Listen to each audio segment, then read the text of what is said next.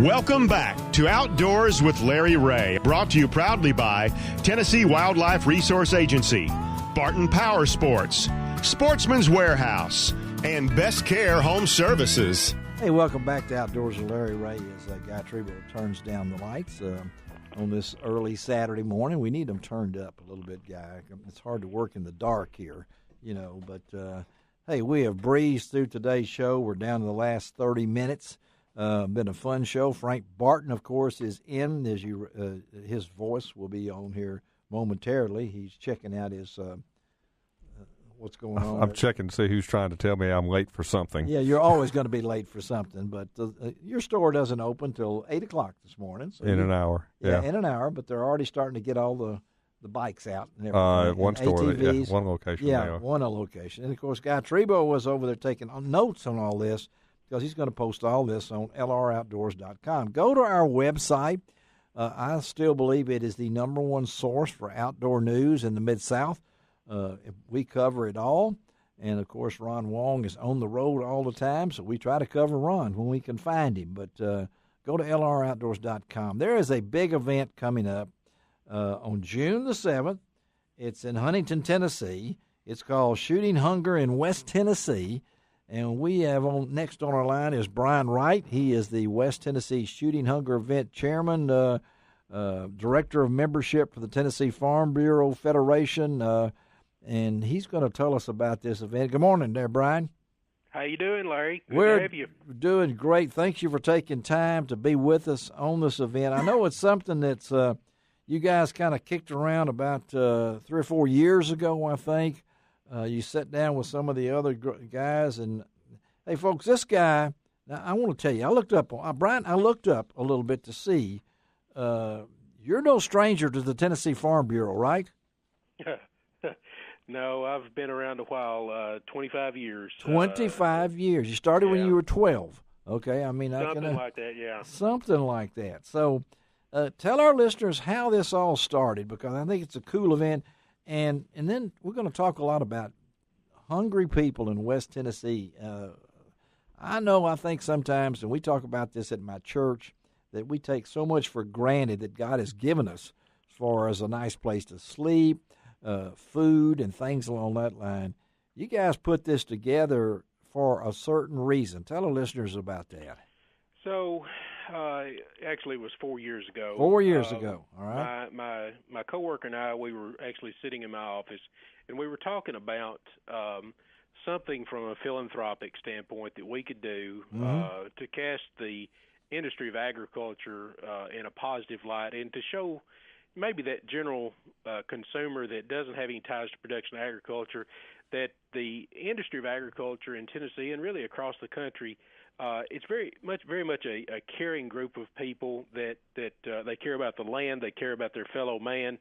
And, we kicked around several charities and things like that. Our insurance operations here at Farm Bureau, they've done some very wonderful things for breast cancer, and now they're working with a children's hospital down there in Memphis. Yes. But the thing that we kept coming back to from our side is that there is not a better cause than feeding hungry people that ties in with the industry of agriculture. So one thing led to another, and we reached out to the folks at Farm Credit Mid-America, and then we reached out to our friends at Tennessee Farmers Co-op as well. And we decided that we would just put on a sporting clay shoot to see if we could raise some money. And our first one was in Middle Tennessee for the second harvest of Middle Tennessee. And from there, we started spreading across the state. And to date, we have raised enough money to provide over 600,000 meals for hungry Tennesseans, and that's something that we're very humbled by, but it is something that we're very proud of, that the industry of agriculture came together and continues to come together to help feed hungry Tennesseans. And, as a friend of mine once said, if you are hungry, you've only got one problem. Doesn't make any difference if you can't pay your light bill. Doesn't make any difference if you're sick. If you're hungry, you got one problem, and you need something to eat. So that's right. That's what we do, and it's a great event, and we are looking for shooters.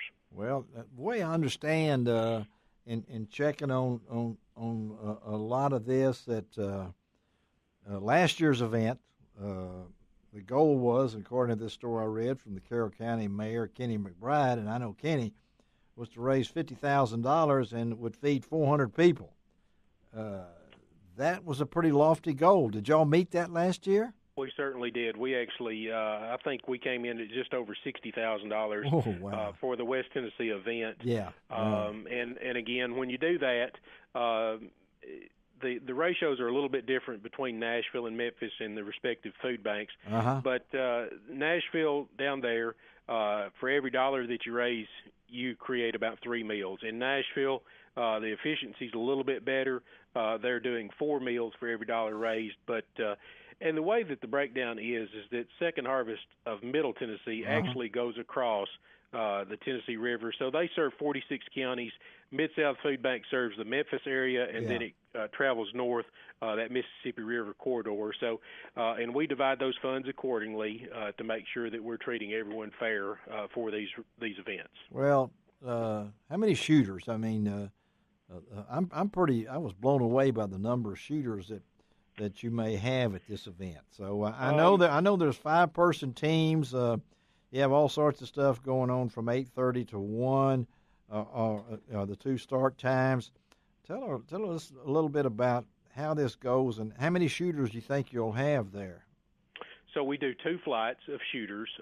We do one around 9:30, and then we start another one at 1 with a meal in between. And the guys from Tyson, Union City provide that meal, and it is absolutely it's a good meal. It's a good meal. But we will have about 250 shooters per event. Per event. Per event. That's right. That's right. So you're talking about 500 shooters. Yes, sir. Wow. That's right. Yeah. That's and it's being held at, I think, one of the top shooting clubs, isn't it? I mean, at the Carroll County Shooting Sports Park. Been there, seen there, done that in Huntington there. It's a wonderful facility.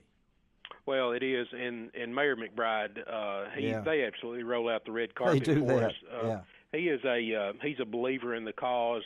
He has been so supportive and so good to us throughout this entire process, and we just can't say enough good things about him and all those folks there that work at the Carroll County Shooting Sports Complex. I'm assuming that you're a shooter. I'm not a very good one, but I like to hear my gun go off. There you go. Okay. I've got a couple of boys that are pretty good shooters, but I do enjoy shooting. I do enjoy the game of sporting clays, and for those that aren't aware or don't understand what that really means, people talk about skeet and trap and things like that. The game of sporting clays is very much like golf with a shotgun. It is. Yeah. You go to multiple stations and you see a different presentation of targets there. It is it's a great time to laugh when you miss a few. It's a good time to pat yourself on the back when you hit a few. But it's a good time just to be out there helping your fellow Tennessean and having some fun along the way. Frank Barton is a co-host and one of our show sponsors here. And Frank, I know, like me, I've shot sporting clays. It's a fun thing to do, but it can be very humbling. I know it has been for me. It probably hasn't been for Frank there, but talk about it, Frank. Well, I've seen you shoot, Larry. Yeah, you have. That's duck hunting, though. That's entirely different now, okay? Let's don't get into that now, okay? All right. I've shot sporting clays before. I don't do it often, but when I have the opportunity, it's fun. It is a lot of fun, and it's very humbling. It's not like I need another hobby. So I've been able to resist doing it something like every weekend or like some of the guys. We have rigged up some utility vehicles specifically for those guys that go out there. Really?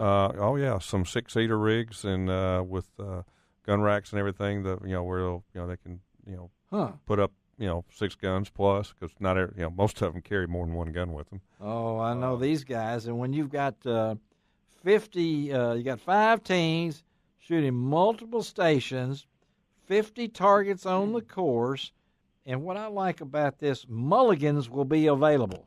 Right, Brian? Absolutely. Now that really makes me feel like golf. All right, I'm going to tell you something. What are you going to tell me now? Ain't no mulligans in duck hunting, Larry. Yes, there is. I got a bug in my eye or something like that. Okay, mulligans will be available. And not in our group. Not in our group. I know that for everything. But bring your own shotgun, the shells, and they even tell you bring your eye and ear protection. I hope some of you folks that are going to this will be wearing some of my good friends at Radian's protective eyeglasses right here in Memphis, Tennessee. But so what do you hope to do this year, Brian? What's your goals up there in Huntington on June the 7th?